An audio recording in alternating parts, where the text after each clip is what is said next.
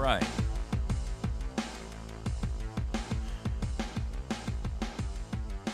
Guys, these are not isolated incidents.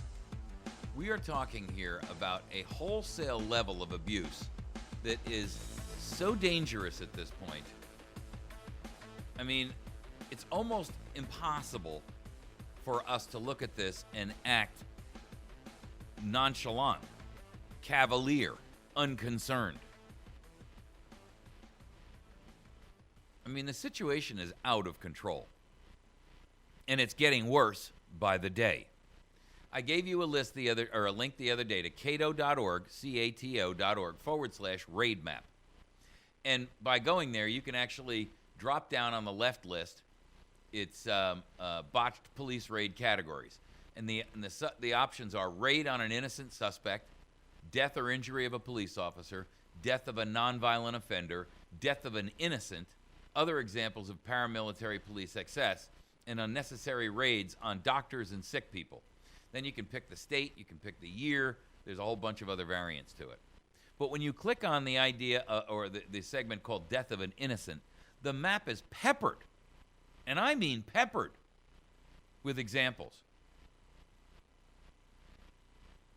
I mean, we're talking 40, 50, 60 examples here. I mean, guys, when we talk about death of a nonviolent offender, there's probably another 30 or so here. When we talk about raid on an innocent suspect, the number is almost obliterates the map. The number of pushpins almost covers the map. What you have to realize is these are not isolated incidents. And it's getting worse because police are taking their cue from the feds.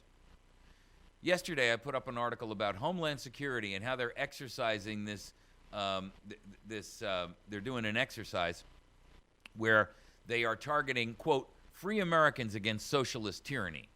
That's the name of the mythical enemy that they're using in this training exercise, and it's a joint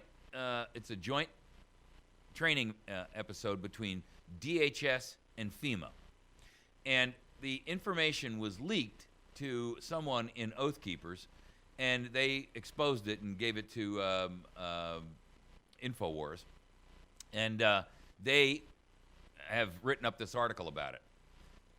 You ought to be reading this because the components of this thing revolves around an effort to counter online dissent. Online dissent. And notice how they couch this thing. Online dissent by a group called Free Americans Against Socialist Tyranny, which is disgruntled at the imposition of martial law after an earthquake in Alaska. That's the scene they've said. Now, the document is intended for, and this is their quote, U.S. Department of Homeland Security trusted agents only, and is, quote, disseminated only on a need-to-know basis. The truth of the thing here is that what they're doing, folks, with these kinds of mythical enemies, and we've seen many of these before, where either DHS or state agencies or FEMA have created these scenarios where they look at organizations that are merely individuals who are interested in their constitutional rights as the enemy. And, you know, in previous studies, in previous reviews, they have characterized Americans who are, quote, suspicious of centralized federal authority. Yeah, can you believe that kind of language? Suspicious of centralized federal authority, and, here's another one, reverent of individual liberty. And if you believe either of those two things, you are an extreme right-wing terrorist. That, ladies and gentlemen, is the words out of the mouth of your government. And we're not talking about, you know, some lone cop who drinks too much on a Friday. This is DHS and FEMA. The same people who are training and flooding military gear into the hands of local police departments. The documentation on this stuff is exhaustive. I mean, there's no If you don't see it, it's because you don't want to see it.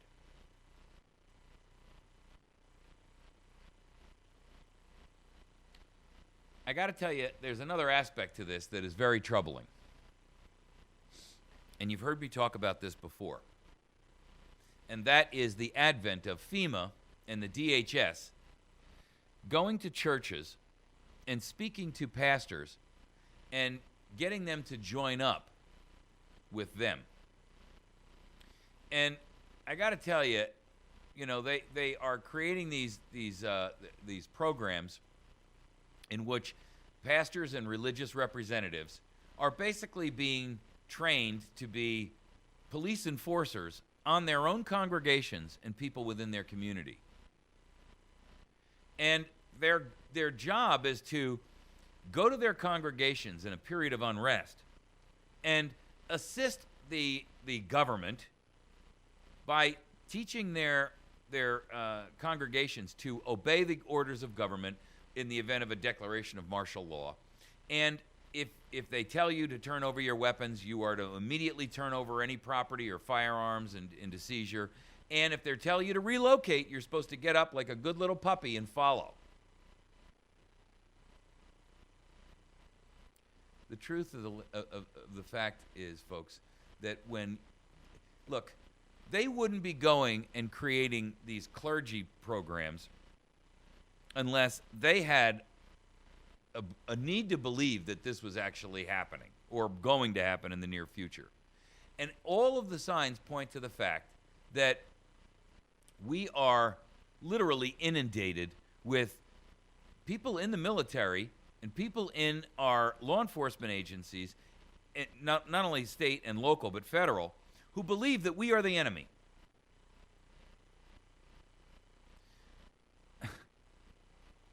There is a case that I posted up this morning about an Albuquerque guy who was camping on some property. He's homeless. And the cops went up there, fired on this guy, and killed him.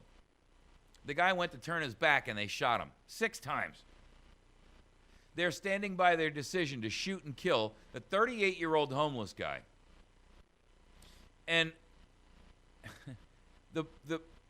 when you hear what their chief says in an effort to attempt to explain this away,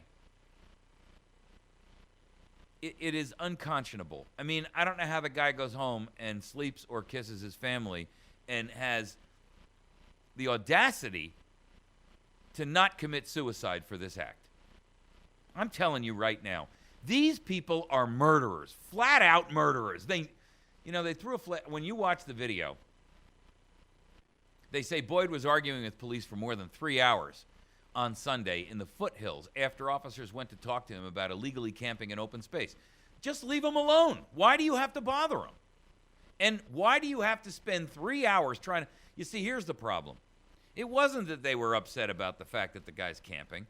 They were just ultimately ticked off because the guy spent 3 hours of their time giving them grief, and they finally said, you know what, we've had enough of this. Pop, pop, pop.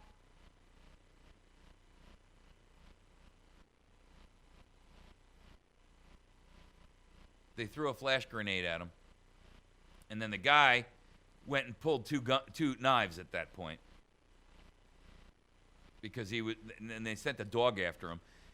You know, the truth is, if you watch the entire video, there's a number of them out there, including a video from an attorney in the area who says this was clearly murder. The cops put themselves in harm's way by running up to him to be within a 10-foot radius of him.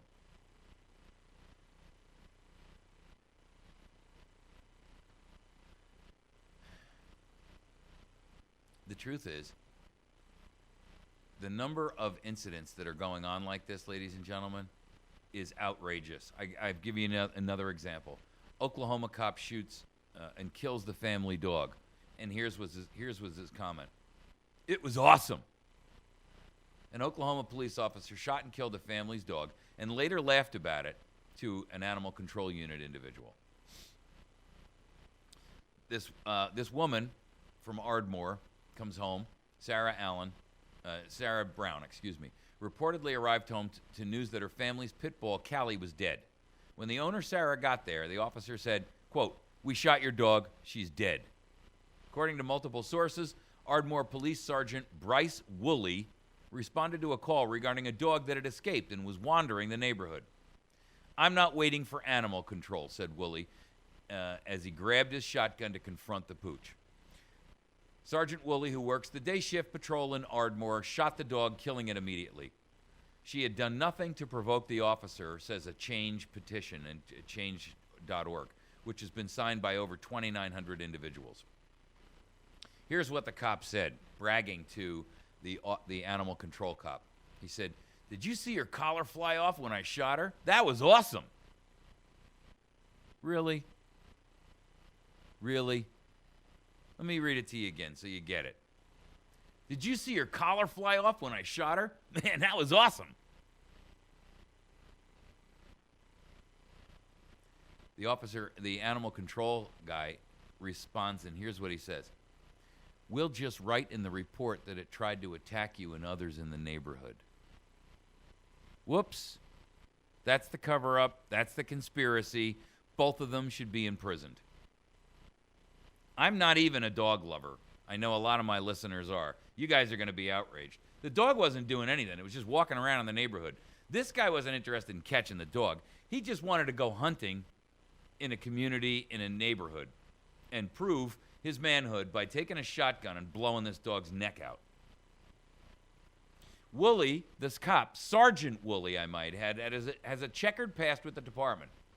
His name last year appeared in a complaint lodged by one of his own fellow officers who claimed that he suffered, quote, intentional infliction of emotional distress at the hands of the department itself. Woolley, last year, was specifically named in a complaint by an Ardmore citizen who accused him of multiple violations, including conducting a warrantless entry and a search of this guy's home. Here's what he said. Blank you, B. What do you think about this? I hope you enjoyed jail, B.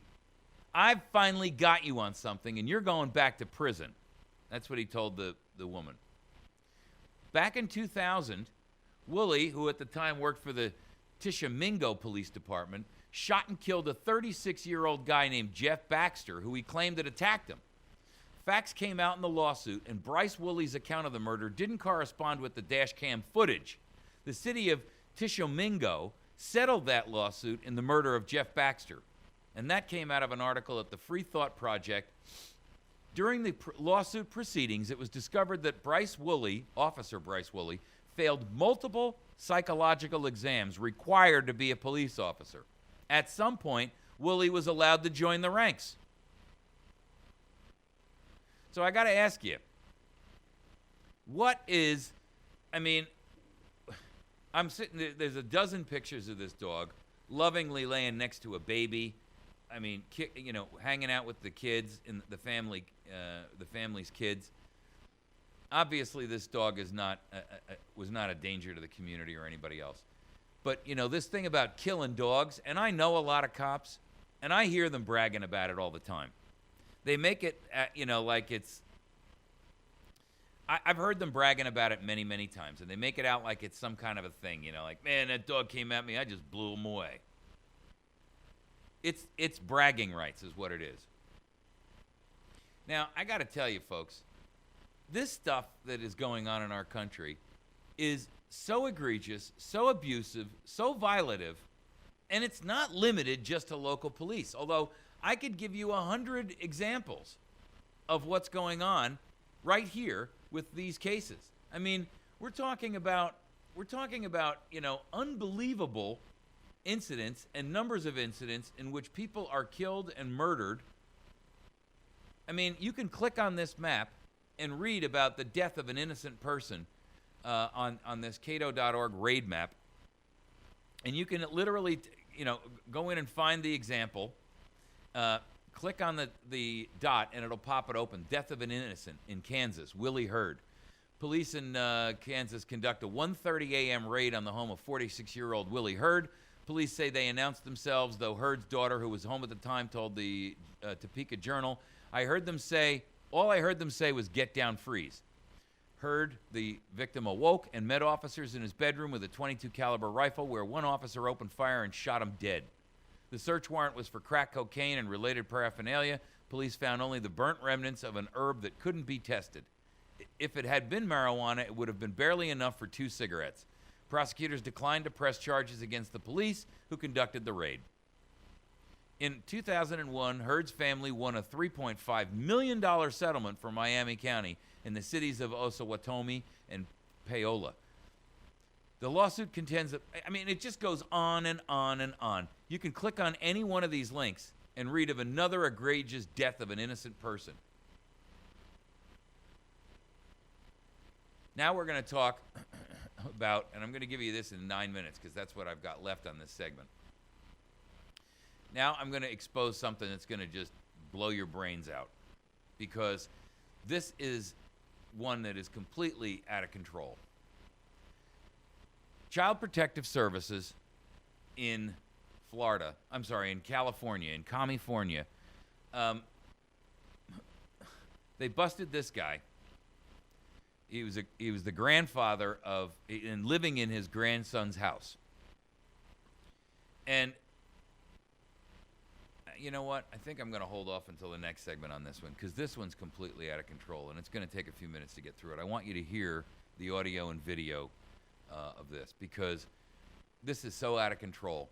They charged the guy with the grandparent with this weed, and then they made the husband and the wife, who had a 5-year-old, they took the 5-year-old out of the house, put him into a flea-infested.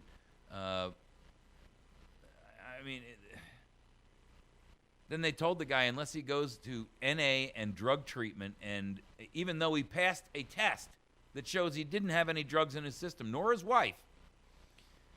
And then when he videotaped the statement from the CPS person telling him, listen, don't worry about it, just go along with the program. It doesn't matter if you're really a drug user. You want to look good in front of the judge to get your kid back. This is so egregious. Then when they found out he had filmed the person, because he put the video up on YouTube, they called up and said, no more visits with your kid unless they're supervised. Ladies and gentlemen, this is persecution on a level which is incomprehensible to the average person. But if you believe that this is some kind of fantasy or something, wait until you hear this. All right, let me cover a couple more, and then I'll come back to this one. Here's another one. Now, if you want to be able to fly now, TSA will now pre-screen you. But in order to pre-screen you, they want to go through the following invasive screening procedures. They look at your, and this is out of the New York Times, your private employment information, your vehicle registrations, your travel history, your property ownership records, your physical characteristics, tax identification numbers, past travel itinerary, law enforcement information, intelligence information about you from presumably the NSA, FBI, etc., your passport numbers, your frequent flyer information, and other identifiers linked to DHS databases. Wait a second. Are you trying to tell me that in order to get on an airplane and fly nowadays, this is what you've got to go through? TSA, before allowing people to travel, is performing unwarranted checks of a wide variety of personal documents, going further than ever before into the lives of innocent passengers. As expected, Americans will roll over for the new intrusions and accept that they are necessary to protect the homeland. The new screening procedures are more exhaustive than a federal background check. The TSA will now be dramatically expanding their reach into the lives of every passenger and scouring all of the following documents. Quote, I think the best way to look at it is as a pre-crime assessment every time you fly.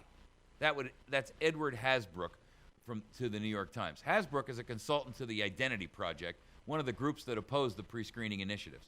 The default will be the highest, most intrusive level of search, and anything less will be conditioned on providing additional information in some fashion. What gives the TSA this authority? The Constitution doesn't even provide for the TSA's existence. As I've stated repeatedly, none of these agencies have authority or right to life. None. There's only two: Border Patrol and Commerce. You've heard me say it 100 times. Every administrative agency that exists outside of those two is operating outside the boundaries in the law.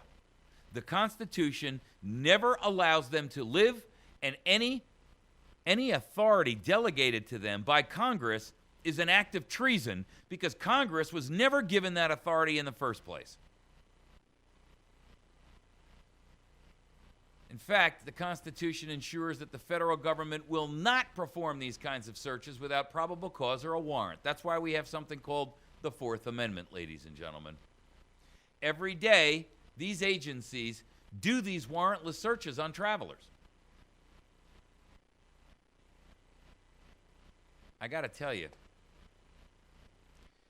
if you owe taxes, is that a prohibition or a reason to stop you from being able to fly? Well, let me tell you what they're doing.